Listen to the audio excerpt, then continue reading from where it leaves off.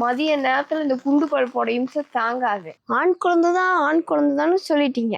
ஜோஜோ என்பவர் காலை 6 மணிக்கு பிறந்த அழகான எப்படி இருக்கீங்க? எல்லாருக்கும் காலை வணக்கம்.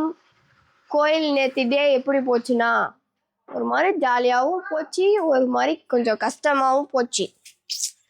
பரவாயில்ல, இதுவும் கடந்து போகும். அப்புறம் நைட் மீன்லாம் பிடிச்சிட்டு வந்து மீன்லாம் சாப்பிட்டோம். இன்னைக்கு வந்து எங்கள் அத்தை சட்டியில் வந்து இப்போலாம் வந்து எங்கள் வீட்டில் அடுப்பில் தான் சமையல். சட்டி எங்கள் அத்தை ஒரு தேர் திருவிழாக்கு போய் என்னை விட்டுட்டு வாங்கிட்டு வந்தாங்க. மண்பானை சட்டி, அதில் தான் குழம்பு. இப்போ கத்திரிக்காய் குழம்பு எல்லாம். சாம்பார் இல்லை, புளிக்குழம்பு, கத்திரிக்காய் புளிக்குழம்பு. இதெல்லாம் எங்கள் அத்தை சட்டிலே உட்காந்து பண்ணிட்டு இருக்காங்க.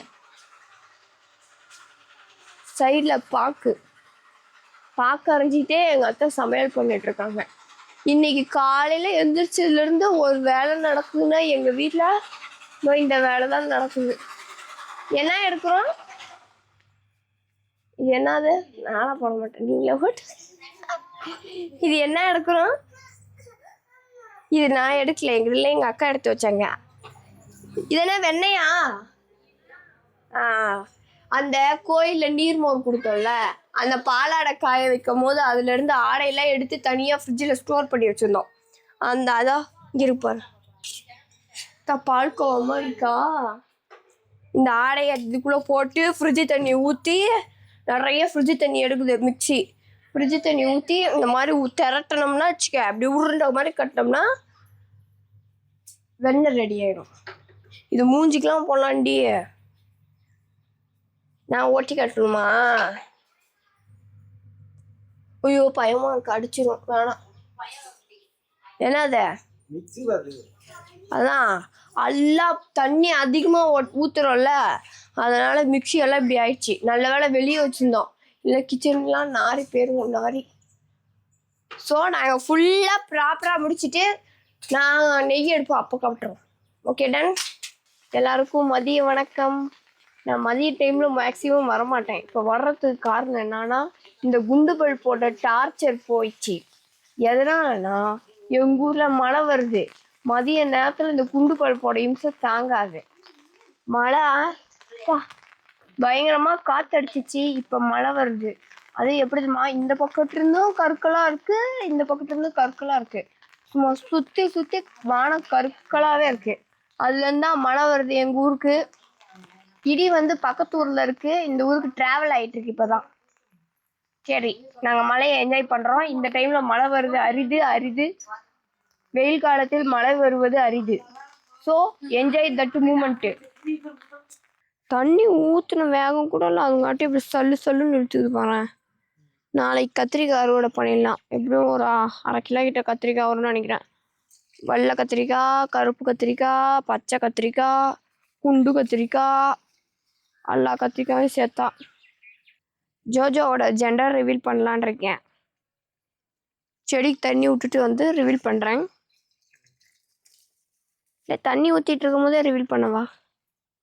எங்கள் ஊரில் நேற்று அடித்து அடேங்கப்பா காற்றுல இப்போ ஆணிலாம் பிடுங்கிருக்கு. இந்த கம்பியே பிடிங்கிட்டு வந்திருக்குன்னா பார்த்துக்க எந்த அளவுக்கு அடேங்கப்பா காற்று அடிச்சிருக்குன்னு. நான் உண்மையை தான் சொன்னேன். ஒரு வழியாக தோட்டத்துக்கெலாம் நீர் பாய்ச்சியாச்சு.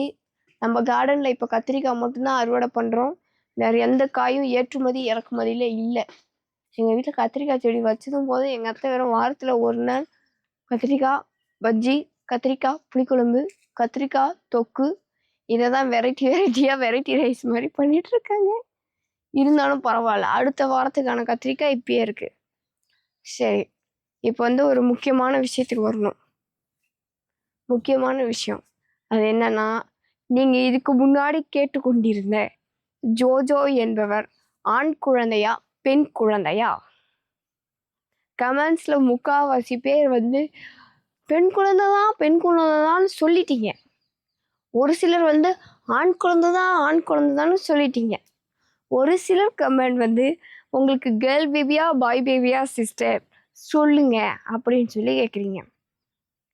எங்களுக்கு வந்து ஜோஜோ என்பவர் மார்ச் 8 காலை 6 மணிக்கு பிறந்த அழகான கியூட்டான சமத்து பிள்ளையான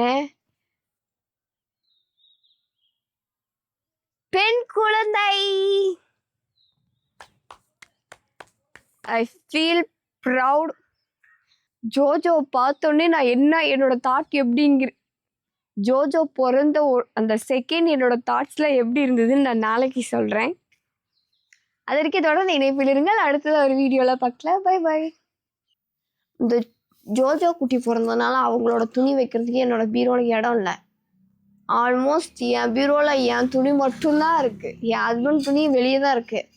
அது இல்லாமல் இப்போ ஃபீடிங் நைட்டி வேற புதுசாக வாங்கியிருக்கேன்னா அதெல்லாம் வைக்கிறதுக்கு இடம் இல்லாதனால புதுசாக நாங்கள் ஒரு ரேக் மாதிரி ஆர்டர் போட்டிருந்தோம். அது என்னடானா வரும்போதே கிழிஞ்சி நெளிஞ்சு வந்துச்சு. உள்ள பரவாயில்ல, ப்ராடக்ட் நல்லா இருக்கு, அதனால ஃபிட் பண்ணிட்டு இருக்கோம். எடுங்க பாஸ். இதை இதுக்குள்ளதான் விடணும்னு தெரியுமா? போட்டு வாப்பா.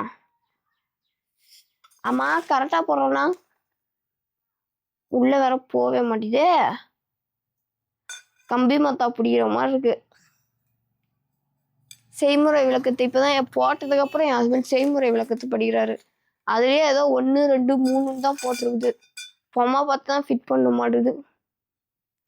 சப்போஸ் இது வெயிட் தாங்காம பிஞ்சிடுச்சின்னு வச்சுக்க, முதல்ல சொல்லக்கூடாது, இருந்தாலும் சொல்றேன். இந்த பைப்லாம் யாராவது பொருள் வாங்கி ரொம்ப நாள் வருஷம், இது எப்படியும் 1 வருஷம் தாங்கும்.